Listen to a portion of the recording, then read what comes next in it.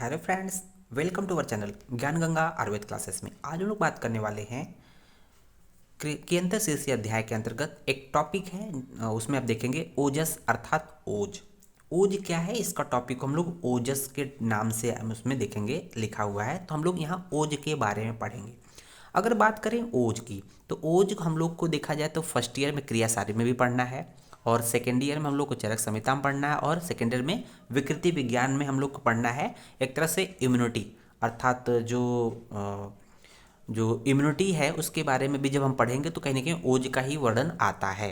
तो रोग प्रतिरोधक क्षमता किसके थ्रू होती है? ओज के द्वारा ही होती है। तो कहीं ना कहीं इन तीनों सब्जेक्ट में हम लोग को ओज के बारे में पढ़ना है। तो आइए जान लेते हैं कि इसके बारे में, ओज के बारे में। तो एक और बात बता दूं कि ये ओज हम लोग देखेंगे कि ओज का नाम लेते ही व्यक्ति कहते हैं ना कि किसी को हम लोग देखते हैं तो कहते हैं ना बहुत ही ओजस्वी है, बहुत ही बलवान है। ओज का नाम लेने से हमारे मतलब शरीर में ऑटोमेटिक कहीं ना कहीं ताकत और बल की अनुभूति होती है। तो ओज का भी एक कहीं ना कहीं इंडिकेशन उसी तरह से है। ओज को हम लोग इम्यूनिटी से कोरिलेट करते हैं, बल से कोरिलेट करते हैं। तो हम लोग उसी तरह से देखेंगे। तो यहाँ पर हम लोग बात करेंगे कि सबसे पहले देखेंगे अन्य मतलब कि लगभग सभी आचार्यों ने अपने अपने मत में क्या बोला है ओज को। तो यहाँ पर देखेंगे कि चरक ने बोला है कि ओज शरीर रस का स्नेह है। ओज क्या है? शरीर रस का स्नेह है। अर्थात उन्होंने कहा कि ओज जो होता है शरीर रस का स्नेह, जो शरीर रस अर्थात जो सभी धातुओं का स्नेह, शरीर रस का मतलब रस रक्त मांस में सभी धातुओं का स्नेह। तो सिंपल उन्होंने कह दिया कि शरीर रस का स्नेह होता है। फिर देखेंगे सुश्रुत ने क्या बोला है ओज को। तो उन्होंने क्या बोला है कि सप्त धातुओं का उत्कृष्ट तेज, सप्त धातुओं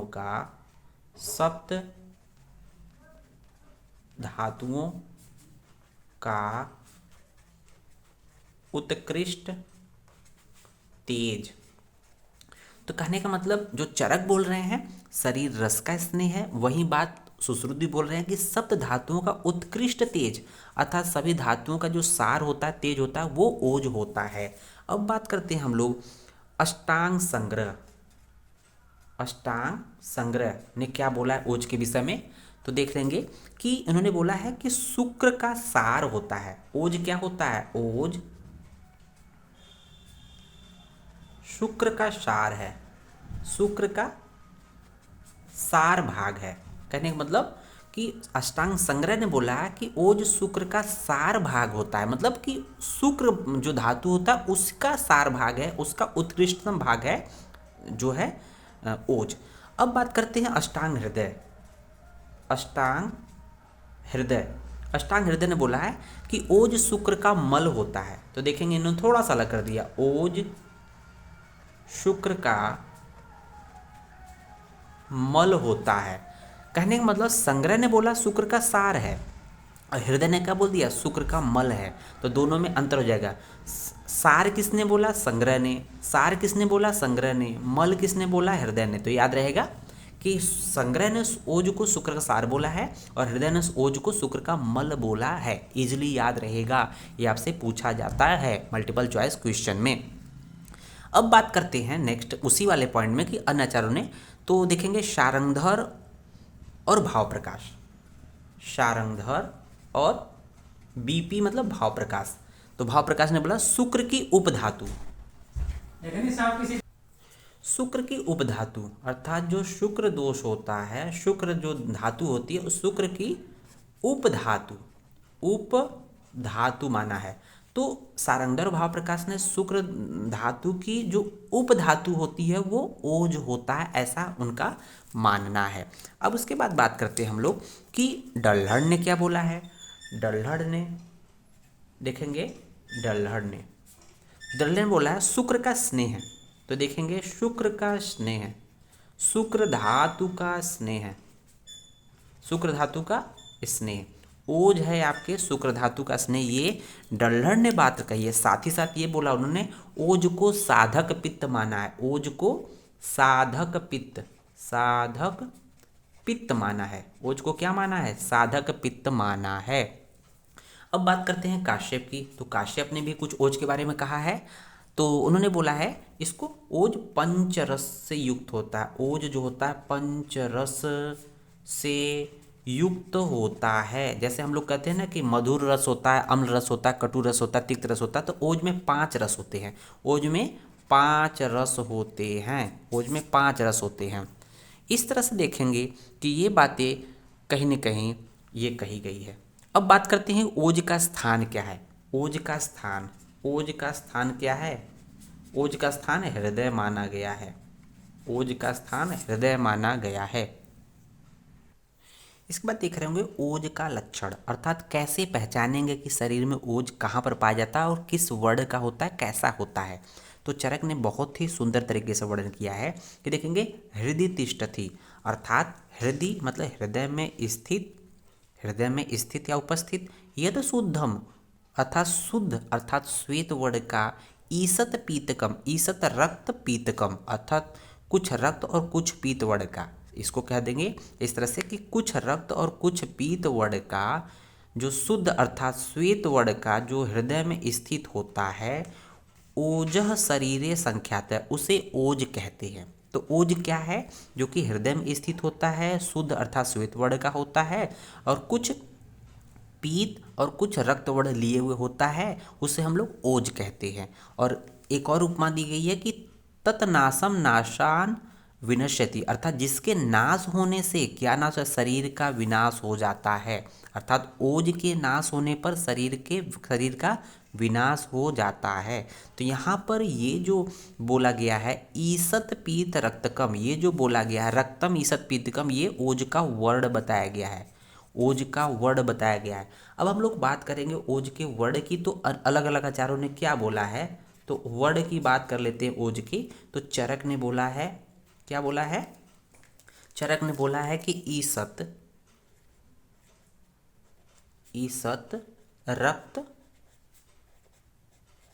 पीतकम, ठीक है ना, मतलब कुछ लाल वर्ण का कुछ पीत वर्ण का, ऐसा बोला है। ये तो चरक ने बोल दिया है। लेकिन वाग्भट ने क्या बोला है ओज का वर्ण, ये जानना जरूरी है।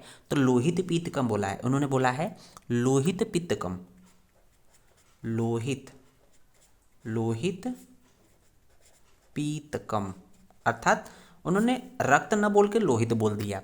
और उसके बाद देखेंगे सुश्रुत ने क्या बोला है। सुश्रुत ने ओज का वर्ण क्या बोला? शुक्ल वर्ण, श्वेत वर्ण बोला है, शुक्ल वर्ण बोल दिया। तो ये तीनों अपने आप में इंपॉर्टेंट है। चरक ने क्या बोला है? देखा जाए तो रक्त ईसत पीतकम, मतलब ईसत रक्त, ईसत रक्त पीतकम। वाग्भट ने लोहित पीतकम, सुश्रुत ने शुक्ल वर्ण बोला है। अब उसके बाद बात करते हैं ओज की शरीर में उत्पत्ति कैसे होती है।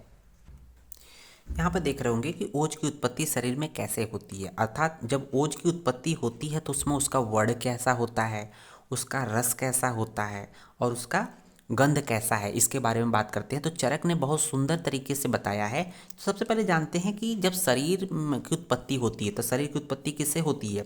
शुक्र शोणित के संयोग से, शुक्र शोणित के संयोग से, गर्भाशय में शुक्र शोणित के संयोग से जब उसमें आत्मा का प्रवेश होता है, जीवात्मा एंट्री करती है, तो शरीर में सबसे पहले जो उत्पन्न होता है वो ओज होता है। तो ध्यान दीजिएगा, शरीर में सबसे पहले ओज उत्पन्न होता है, क्योंकि हम लोग जानते हैं ओज का स्थान कहाँ होता है? हृदय में। हम लोग मॉडर्न के अकॉर्डिंग देखें तो 21 मतलब 21वें दिन सबसे पहले हृदय की उत्पत्ति होती है। उस हिसाब से देखें तो यहाँ पर चरक ने क्या बोला है? प्रथमम जायते होजय। तो प्रथमम जायते होजय अर्थात शरीर में सबसे पहले अंग प्रत्यंगों में ओज जो उत्पन्न होता है वो तो होता ही है, साथ ही साथ सबसे पहले ओज की उत्पत्ति होती है। ओज के होने की वजह से जीव अर्थात व्यक्ति का जीवन प्रारंभ होता है। प्रथमम जायते ओज अर्थात शरीर में सबसे पहले ओज की उत्पत्ति होती है। शरीरे अस्मिन शरीरम, इस शरीर में सर्वप्रथम ओज की उत्पत्ति होती है, अर्थात शुक्र शोणित के संयोग के पश्चात जब उसमें जीवात्मा का प्रवेश होता है तो उसके पश्चात सर्वप्रथम ओज की उत्पत्ति होती है। जब ओज की उत्पत्ति हो जाएगी तो यहाँ पर फिर वो सेकंड लाइन देखेंगे सर्पी वर्णम, जो ये ओज होता है किस वर्ण का होता है? तो ये क्या है? इसका वर्ण है सर्पी अर्थात घृत के वर्ण का होता है। तो इससे पहले हम लोग ने देखा था जो ओज का वर्ण क्या था? रक्तम ईसत पीतकम, मतलब कि थोड़ा सा रक्त वर्ण का थोड़ा पीत वर्ण का। तो ये उत्पन्न होने के समय सर्पी वर्ण है, बट कुछ समय पश्चात इसका वर्ण कुछ बदल जाता है, तो ईसत रक्त ईसत पीत वर्ण का, ईसत रक्त ईसत पीत वर्ण का हो जाता है। और साथ ही साथ देखेंगे रक्त उत्पत्त होने के समय इसके जो वर्ण है सर्पी वर्ण था, घृत वर्ण का होता है। और देखेंगे इसका रस क्या है, मधु रस, अर्थात मधु अर्थात शहद के रस, ये क्या है, ये इसका रस है, अर्थात ये रस है। देखिए मधु अर्थात घृत, मधु अर्थात शहद के रस का है, जो शहद का टेस्ट होता है उसी के हिसाब से ये ओज होता है। लाजगंधी, इसका गंध कैसा होता है, गंध कैसा है, लाजा, लाज मतलब लाजा होता है, लाज का मतलब होता है लाजा। लाजा क्या होता है, धान का लावा, धान का लावा, जो धान को फोड़ते हैं तो जब फूटता है तो लावा बनता है, तो उसके गंध के समान ओज का गंध होता है। तो ये बात चरक ने बोली है। यहाँ पर बात की गई ओज की उत्पत्ति शरीर में कैसे होती है, तो ये तो उत्पत्ति हुई, बट कैसे हुई, चरक ने एक उपमा दिया है। चरक ने एक उपमा दिया है, क्या दिया है कि जिस प्रकार से उन्होंने उपमा दिया है कि जिस प्रकार से जो भंवरे होते हैं, आप लिख सकते हैं कि जिस प्रकार से जो भंवरे होते हैं वो पुष्पों से, देखेंगे फूलों से या पुष्पों से जो एक तरह से एकत्र करते हैं, पुष्पों से और फलों से रसों को एकत्र कर मधु अर्थात शहद इकट्ठा करते हैं, वैसे ही मनुष्य के शरीर में रहने वाले गुण अपने कर्मों द्वारा ओज को एकत्रित करते हैं।